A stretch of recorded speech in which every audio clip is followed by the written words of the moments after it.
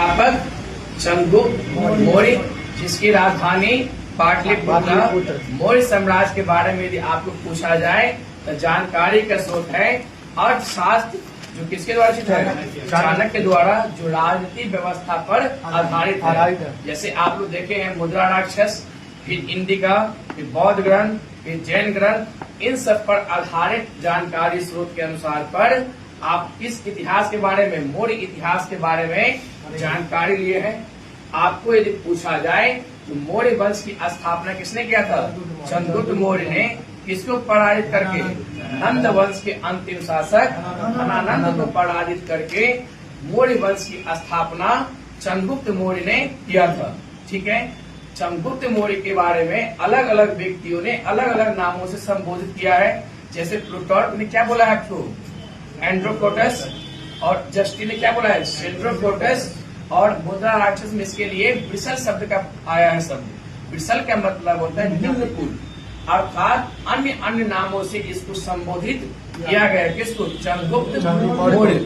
अब चंद्रगुप्त मौर्य के बारे में आप जानते हैं, उन्होंने अपने शासन को, साम्राज्य को आगे बढ़ाने के दौरान जो सिकंदर का सेनापति जो भारत में रहा था, उसका नाम था सेल्यूकस निकेटर।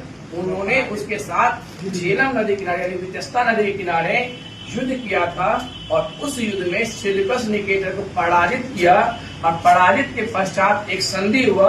उस संधि में इनको 500 हाथी के बदले में 4 प्रदेश दिए गए। और सेल्यूकस निकेटर की जो पुत्री थी उसका नाम था हेलेना, और हेलेना के साथ चंद्रगुप्त मौर्य की शादी किया गया। ये संधि था। कौन संधि? कौन संधि था ये? सेल्यूकस निकेटर और चंद्रगुप्त मौर्य के बीच में जो युद्ध हुआ था उसके पश्चात जो संधि था, इस संधि के तहत। इसके बाद चंद्रगुप्त मौर्य के बारे में आपको जानकारी यदि क्वेश्चन के आधार पर देखा जाए, इन्होंने सुदर्शन झील का निर्माण करवाया था। सुदर्शन झील का, आपको यदि पूछा जाए सुदर्शन झील का निर्माण सर्वप्रथम किसने करवाया था? चंद्रगुप्त मौर्य ने।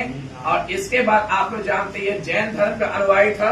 जैन धर्म में अनुयायी, जैन धर्म में किस साधु से? तो भद्रबाहु नामक भिक्षुक से इन्होंने क्या हुआ? शिक्षा दीक्षा लिया। और अंततः उन्होंने संलेखन विधि द्वारा श्रवणबेलगोला में अपने प्राण की त्याग की। यदि आपको पूछा जाए तो संलेखन विधि क्या होता है जैन धर्म में, तो आप लोग जानते हैं जैन धर्म में संलेखन विधि कहता है आपको अन्न जल को त्याग करके जो आपका मृत्यु को प्राप्त करना ही संलेखन विधि कहलाता है। ठीक है। इसके बाद आप लोग जानते हैं संलेखन विधि में तो श्रवणबेलगोला, श्रवणबेलगोला का मतलब होता है कि आप